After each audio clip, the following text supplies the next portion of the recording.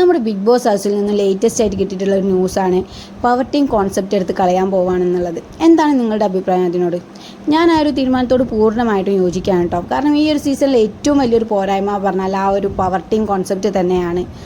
കുറച്ച് ആൾക്കാർക്ക് അധികാരം കൂടുതൽ കിട്ടുക, കുറച്ച് ആൾക്കാർക്ക് കുറവ് കിട്ടുക. അപ്പോൾ അതിനോട് ഞാൻ യോജിക്കുന്നില്ല. എല്ലാവർക്കും ഒരേ ഒരു ഇതാവുമ്പോഴാണല്ലോ ഗെയിം തന്നെ ഇൻട്രസ്റ്റിംഗ് ആവുക. പക്ഷേ ഈ ഒരു വീക്കിൽ ഇതാവാൻ വേണ്ടി പവർ ടീം ആവാൻ വേണ്ടിയിട്ട് ടാസ്ക് ചെയ്ത് കഷ്ടപ്പെട്ട് 100% കൊടുത്ത് വിൻ ചെയ്തൊരു ടീമാണ് ഡെൻ ടീം. അപ്പോൾ അവർക്ക് ഈ ഒരു വീക്ക് കൂടി അവർക്ക് ചാൻസ് കൊടുക്കണം എന്നാണ് എൻ്റെ അഭിപ്രായം. അങ്ങനെ ഒരു ടാസ്ക് നടന്നതുകൊണ്ട് തന്നെ അവർക്ക് ചാൻസ് കൊടുക്കണം. എന്നിട്ട് നെക്സ്റ്റ് വീക്ക് മുതൽ എടുത്ത് ഒഴിവാക്കാം.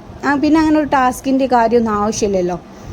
ഇത് ഒരുമാതിരി ആഗ്രഹിപ്പിച്ചിട്ട് തട്ടിപ്പറിക്കാറില്ലേ, അതേ പവർ ടീം കോൺസെപ്റ്റ് വെച്ചിട്ട് നെക്സ്റ്റ് വീക്ക് മുതൽ അതെടുത്ത് കളയാമെന്നാണ് എൻ്റെ അഭിപ്രായം. പിന്നെ അങ്ങനെ ടാസ്കിൻ്റെ ഒന്നും ആവശ്യമില്ലല്ലോ. പിന്നെ ഈ ഒരു വീക്കിൽ ഡബിൾ എവിക്ഷനാണ്. ഈ വീക്കിൽ ശരണ്യ കൂടാണ്ട് ഔട്ടായത് ശ്രീരേഖ ആണ് കേട്ടോ.